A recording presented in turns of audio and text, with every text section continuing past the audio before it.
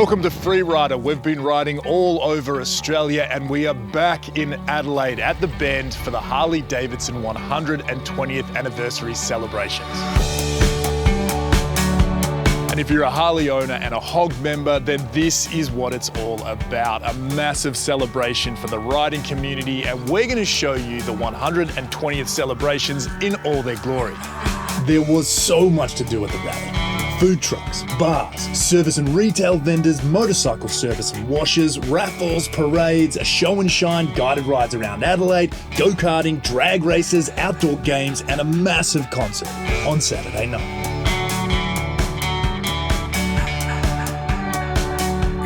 I've ridden so many great bikes this season, but the two I'm most excited about are the CVO Road Glide and the CVO Street Glide. They're all new redesign for 2023 and they are out of this world. The most obvious change to both these models is the redesigned shark nose and batwing fairing. HD used computational fluid dynamics to improve aerodynamic efficiency and integrated turn signals into your LED so you can cut through the wind like butter. Both models have the massive 312mm TFT touch display, Rockford Fosgate Stage 2 premium audio system, Milwaukee 8 VVT 121 powertrain, and so much more. Take the CVO Street Glide out for a quick rip. We're going to check out the drag races tonight and be back here for the Thunder Run tomorrow morning. There's going to be 1,500 bikes on the track at the Bend. It's going to be epic. Now, straight away I noticed how much power the 121 M8 CVO has. You twist and it just keeps going. The stereo is never outdone by the road noise, and the huge touchscreen is beautiful and easy to use with CarPlay. Suspension is fantastic. The bike feels super smooth. The biggest difference between the Road Glide and this Street Glide is the fairing. It's basically my dream bike. But let's head back to the Bend for the drag races.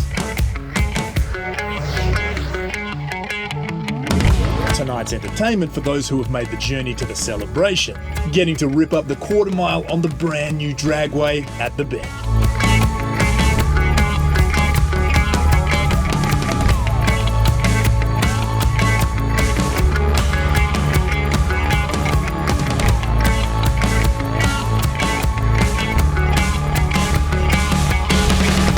And after a very sound sleep with no partying at all, it was time for the Thunder Run. Over 1,500 bikes cranking out a hot lap at the Bend.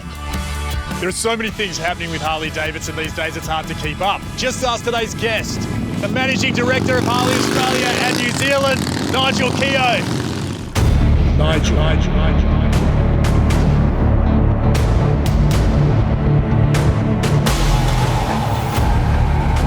Great to see you, man. You too, mate. Good to see you been working out too. You're looking staunch. You're very kind. Very kind. Old, but kind. So, massive buzz around today. We're out here for the H.O.G 40 120th anniversary of Harley-Davidson. What does it mean for the Harley Owners Group to be celebrating 40 years? Well, let me put a different spin on it. For the motor company, it means so much, right? Willie G. Davidson, grandson of the founding fathers of Harley-Davidson, and a small group of people came together 40 years ago in Milwaukee, where it all started, and they thought it might be a good idea to create a riders group. And that riders group has grown and grown and grown. And something I'm very proud of is that the first H.O.G group outside of the US was actually in Australia. Oh, so really? yeah, we've got a legacy of H.O.G. And this experience is a big thank you. That's really what it's about, saying a big thank you to our wonderful customers that turn up every day and bleed orange and black. And they really do bleed orange and black, because I think community is such a big part of motorcycling in general, but being a part of Harley-Davidson, it's like being a part of an extended family in some ways. You said it really well, Dave. Well, really a little well. bit practiced on it now. Glad to hear, no, mate. but I really do feel like that. I really do feel like that. Yeah, I'm pleased. Yeah, I think, the whole motorcycling fraternity is excellent. On two wheels, that sense of freedom is just amazing. So regardless of brand, I think having a motorcycle license and having that experience, and again, I don't want to sound boring, but that sense of freedom is amazing. When you come to Harley, I feel, and I'm a little biased, but there's another level. It really creates a real true sense of community. For people who are first getting into it, if you haven't come into that motorcycle lifestyle through family or a friend's dragged you into it, you're starting this hobby that's very unfamiliar and you're still learning to ride and clutching, and to know that there's that support from people who want you to ride, want you to be a part of a community is a pretty good feeling. Yeah, you nailed it again, Dave. Really what you find is, from that L-plater, everyone's engaged with that L-plater. They want to bring them on the journey. They want them to experience, right? Yeah. They want them to feel safe. And, I think the sense of community within the rider group is just phenomenal, regardless of brand. Again, it's about two-wheelers and experiencing rides with your friends and your mates. Now, want to talk to me a little bit about the X350, the X500s that are coming in, because for someone who's constantly pulling people into riding and being like, you got to start riding, I'm super excited about these bikes. Oh, yeah, I'm really glad to hear you say that, and so am I. The X350 and the X500 are both learner approved. Yes. Get your license accreditation on your L's and jump on a Harley. People want to get their Harley-Davidson, and now we can bring it to them earlier. Oh, I love that flat track styling as well. Oh, you like it? I love it. I think it's so cool. For me, one of the big impact bikes from back in the day was the XR 750s and the stuff that they were doing flat track and so many great custom builds on. So to see it in that direction, for me, I just think it's so cool. Yeah, well, we put a lot of time and energy in the styling, and I think it's paid dividends for us. That 350 is distinctly Harley-Davidson. Oh, yeah. And that's what we want to see. We want to make you feel that, the 350 and the 500 are very much part of the family, because they are. Well, let me talk to you a little bit about your motorcycle journey. How did you first get involved with Harley-Davidson?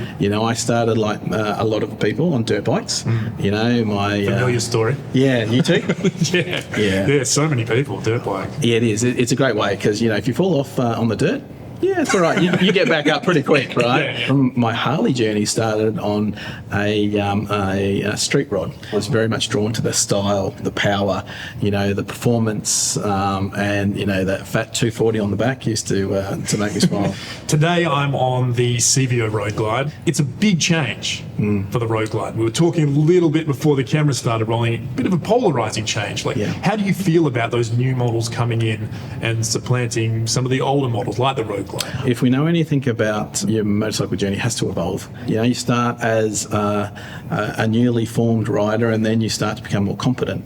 Then you want more and more and more, and we feel like we've got to continue that with our life cycle planning, and our product needs to reflect that. So who would have thought we would have wanted phone integration, navigation, tunes?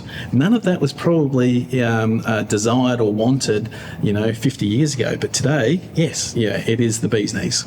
Yeah, pretty special bike, actually. I'm a big fan of the Road Glide, as you know. Yes, I do. So to see it evolve in that way, I think is really exciting. Yeah. I always love evolution myself. I know sometimes people don't like change, but I always love to see products evolving and bikes evolving, because it's just exciting and there's something new and fresh and things to look forward to for the future. As a brand, how do you stay at the forefront of culture and what's popular, but keep the brand cool? It's that word you used before, evolve. We have to evolve, right? But we do that through reflection, listening, and then ultimately execution. Like for me, Harley-Davidson is more than a brand. It just gives so much to the people involved with it, to the people who work in there, and it's just the experience and the lifestyle that just bring people so much happiness. Like no one is ever upset when they're buying a Harley. They're happy, Glad to think so. Yes. I've been to a lot of dealers where I'm talking to the guys, and sometimes people have a car sales background, and I'm like, what do you like about being in sales? I'm like, man, no one is ever upset about buying a Harley-Davidson. They're always stoked, they're always happy, and they just it just affords you such a great lifestyle. We're very lucky, because we've got customers like yourself, right? And their commitment and passion it's second to none. I can't compare anything where there is the diversity of customer base that we share. It sort of transcends people, and it's just amazing. It still blows my mind, actually. When you go to the rally, no one cares what you do. They care what you ride, right? Tell me about your bike. What did you do to it? How have you customised it? Where did you ride last? It's just, it's fantastic. It just breaks down all barriers. Appreciate it, man. It's great talking to you today. Mate. And that's it for season 2 of Freerider. I want to thank you guys for tuning in. We hope you enjoyed the ride as much as we did. Get out there, grab a bike, go for a ride, have a big adventure, and remember, ride free.